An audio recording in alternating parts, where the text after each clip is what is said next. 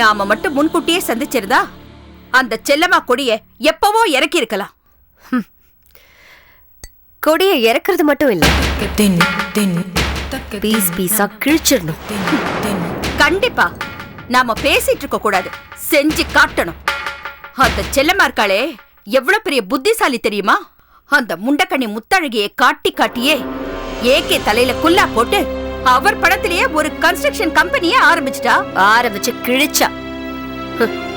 Building கட்ட சொல்லி ஒருத்தன் கூட அந்த கம்பெனி பக்கம் தலை வச்சு படுக்கலையே. எல்லாம் எங்களுக்கு வந்த பார்ட்டிஸ் அவங்க வளைச்சு போட்டதுதான். இது செல்லம்மாவோட குணம். எம்எம் பாக்கெட்ல இருந்தாவது 10 ரூபாய் எடுத்துட்டு போய் பிள்ளையார் கோயில் உண்டியல்ல போட்டுட்டு நான் 10,000 ரூபாய் டொனேஷன் கொடுத்தேன்னு பந்தா பண்ணிக்குவா. ஆண்டி, சும்மா செல்லம்மாவை பத்தி பேசி எந்த பிரயோஜனமும் இல்ல. நீங்க சுரேஷ்க்கு ஆரம்பிச்சு வச்ச மாதிரி எனக்கு ஒரு பிசினஸ் ஆரம்பிச்சு கொடுங்க. அஞ்சலி தொலை தாங்க முடியல. எப்ப பார்த்தாலும் தண்டசோர திட்டிக்கிட்டே இருக்கா. அவளுக்கு நான் ப்ரூவ் பண்ணி காட்டணும் என்னாலையும் பிசினஸ் பண்ண முடியும்னு. மாப்ள மானம் போகுது. ஏன் குடும்ப விஷயத்துல இங்க உட்கார்ந்து பேசுறீங்க? கொஞ்சம் டீசெண்டா பேசுங்க. It's okay. சதீஷ் இங்க பாருங்க, இப்பதானே நாங்க 2 பேரும் ஒன்னா சேர்ந்திருக்கோம். கொஞ்சம் பொறுமையா இருங்க.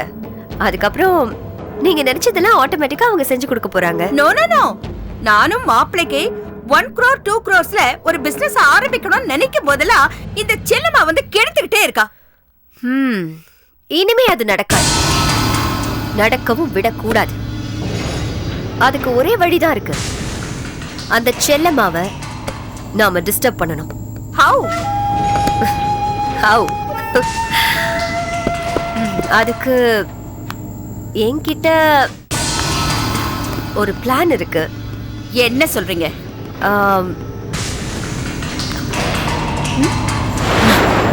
கிட்னாப்பா?